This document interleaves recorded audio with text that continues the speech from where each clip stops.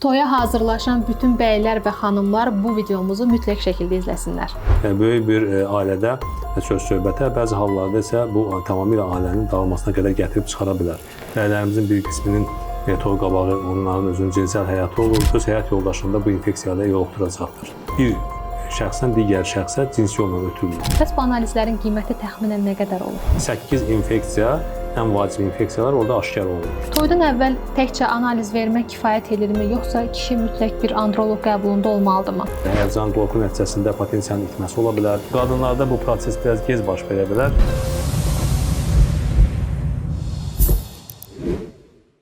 Hər birinizi xoş gördük, dəyərli dostlar, dəyərli izləyicilər. Bu müsahibəmizə istərdim ki, evlənməmişdən qabaq, yəni toydan öncə toya hazırlaşan xanımlar və bəylər baxsın xüsusilə. Çünki bugün sizinlə birlikdə toydan öncə kişilərin verməli olduğu, əslində vacib olan bəzi infeksiyon xəstəliklərdən danışacağıq. Bu xəstəlikləri necə müəyyən eləmək olar və bu xəstəliklərin qarşısı alınmasa, gələcəkdə hansı problemlər ortaya çıxa bilər? Bu barədə danışacağıq. Studiyamızın qonağı dermatoveneroloq, androloq Azər bəy Mirzəyevdir. Xoş gördük.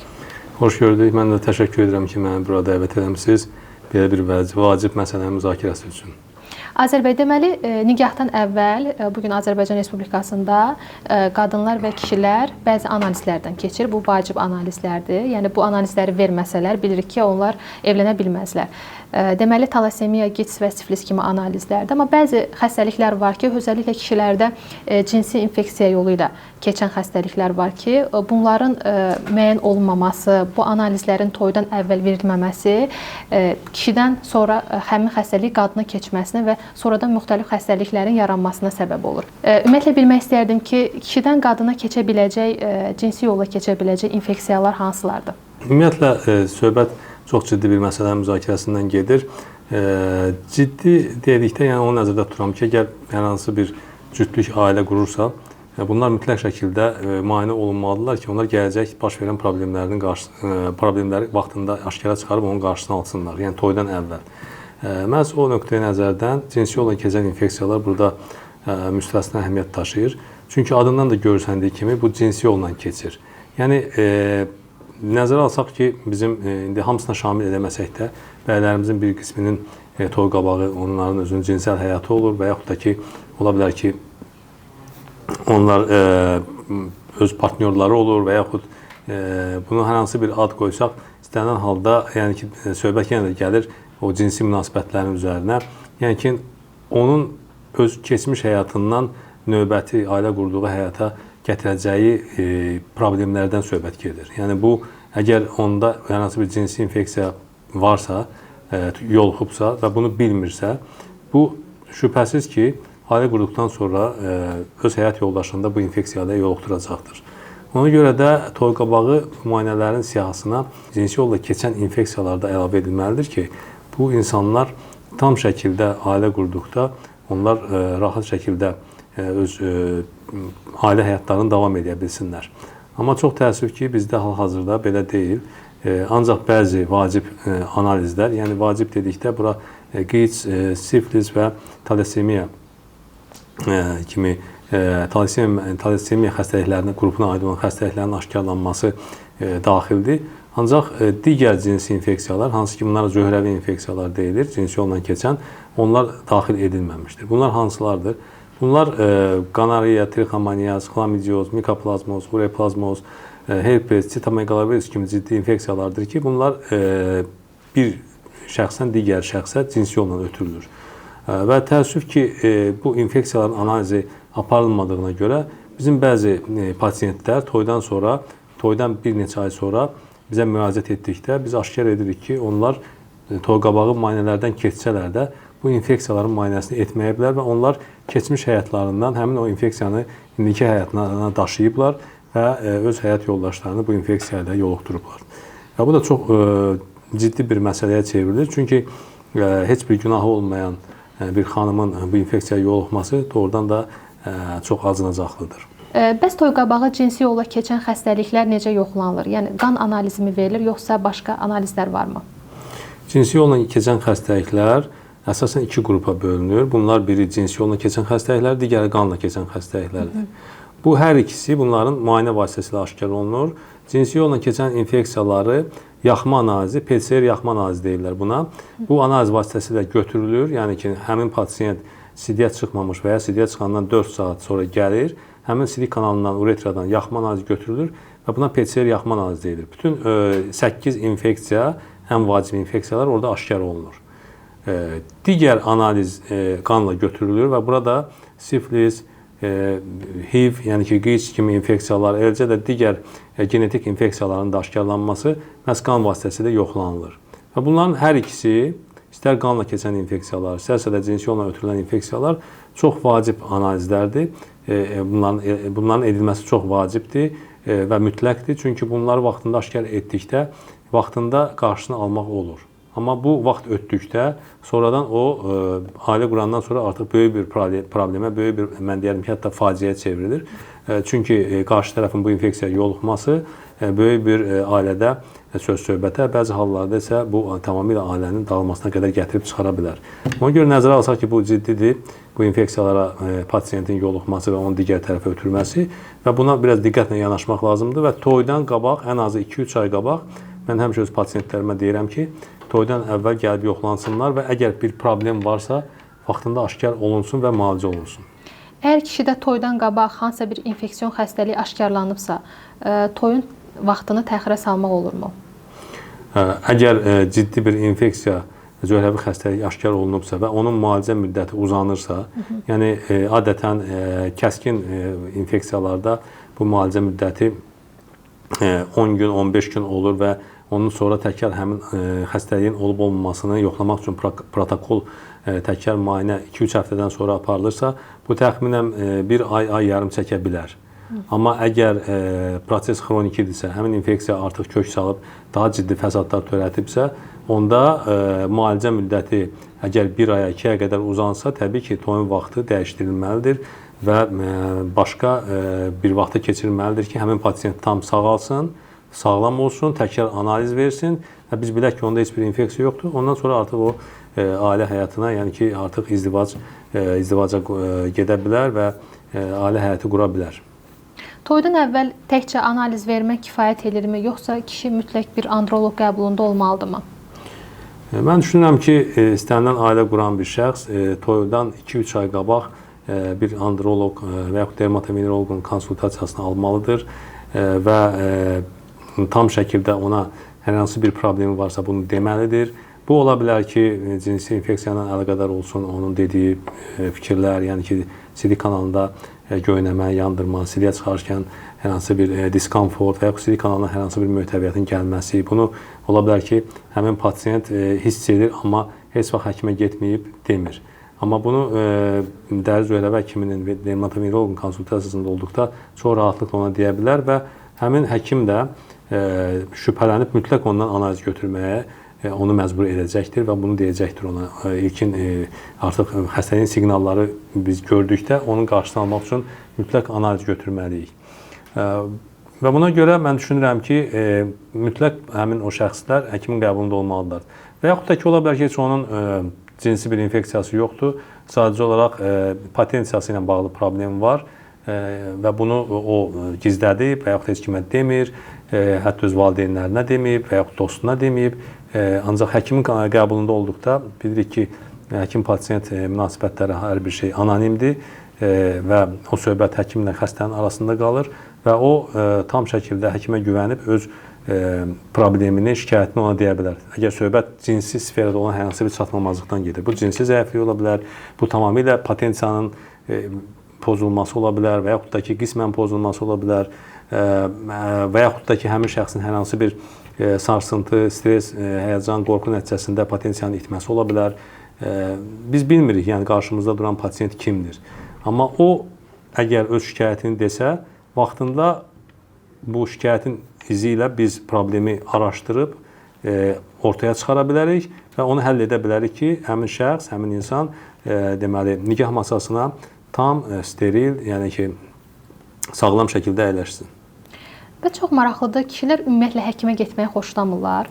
Bu bir deyərdim qanundur, amma özəlliklə androloqa getməyi xoşlamırlar və fikirləşirlər ki, bunlarda heç bir problem yoxdur, ola da bilməz. Hətta həkim onu aşkarlasa belə müayinələrdən, müalicələrdən qaçırlar. Bəs indiki vəziyyət necədir? Sizə toy öncəsi müraciət edən pasientlər olurmu? Daha çox yoxsa toydan sonra mı xəstəliklərlə bağlı müraciət olunur?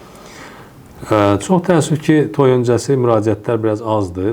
Bu da bəlkə də ona görədir ki, heç bir kəs özünü xəstə hesab eləmir və heç vaxt heç nədən şikayət eləmir, nə evdə, nə dostuna, ya tanışına. Utanırlar bəlkə də ona görə. Məncə də burada əsas bunun kökündə həmin şəxsin intim sferaya qarşı biraz yəni ki, başqa rakursdan baxması, yəni ki, bunu açıqlamaması, bu da bəlkə də milli mentalitetlə irəli gəlir ki, bizim kişilər yəni ki, bunu özlərinə yaxın buraxmırlar. Sığışdırmırlar da özlərinə. Sığışdırmırlar və bu da məsələnin ən ciddi tərəfidir ki, bunu vaxtında bölüşsələr, problemi ortaya çıxar və onu həll olunar.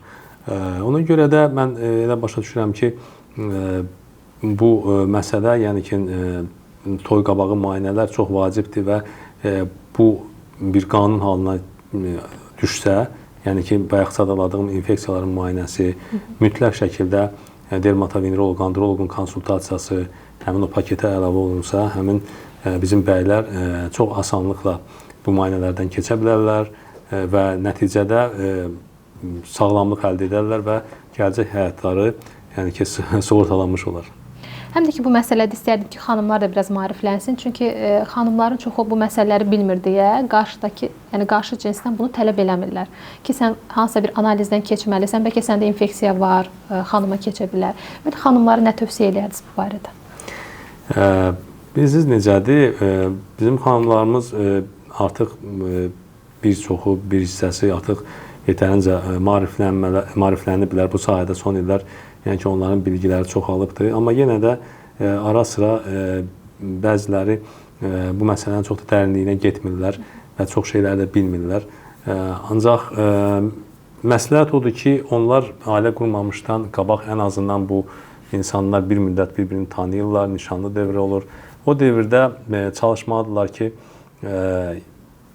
göz gələcək həyat yoldaşlarını bu müayinələrdən keçirsinlər. Düzdür, bunu birbaşa indi demək bəlkə də bir balaca ilk tanışlıqda düz olmazdı, amma müəyyən müddətdə bir-birini tanıdıqdan sonra bunu hansısa bir formada, yəni bunu həll etmək lazımdır ki, toydan sonra yəni ki, müəyyən problemlər yaşanmasın.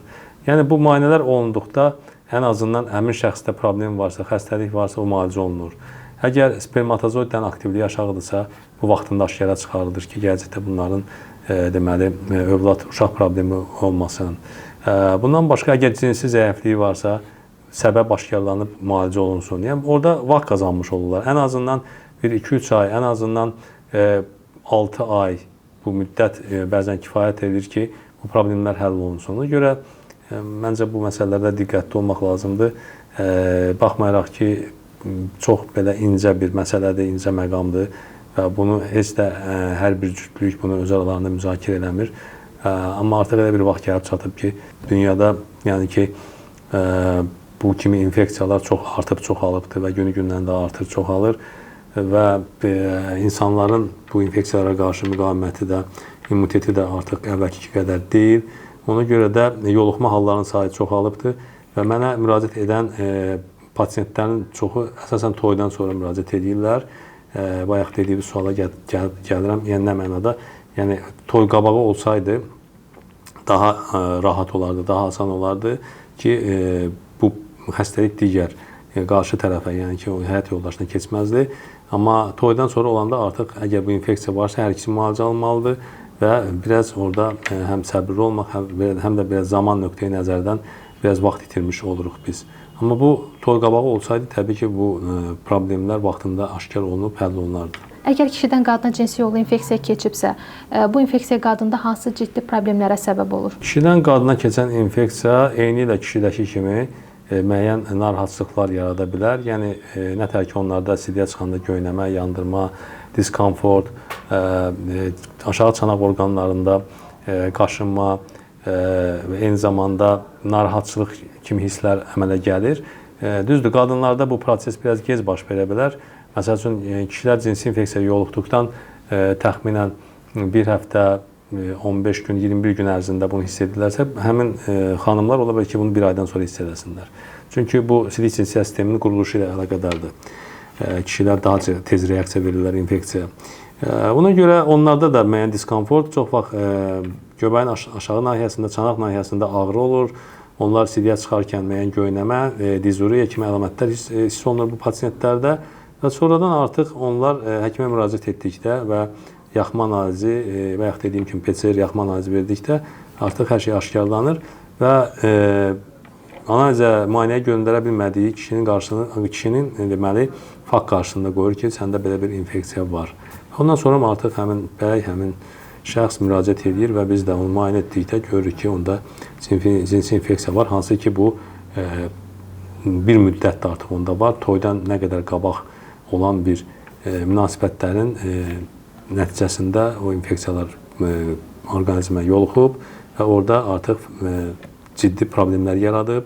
Yəni ki, həm potensiya ilə bağlı, həm prostatla bağlı, həm də spermatozoidlərin aktivliyini aşağı salıbdır. Ona görə də bunların hamısını vaxtında aşkar edib müayinədən keçdikdən sonra müalicə etmək günün ən vacib məsələlərindən biridir yeni evlənənlər üçün. Bəs bu analizlərin qiyməti təxminən nə qədər olur? Ümumiyyətlə, analizlərin qiyməti o qədər də baha deyil.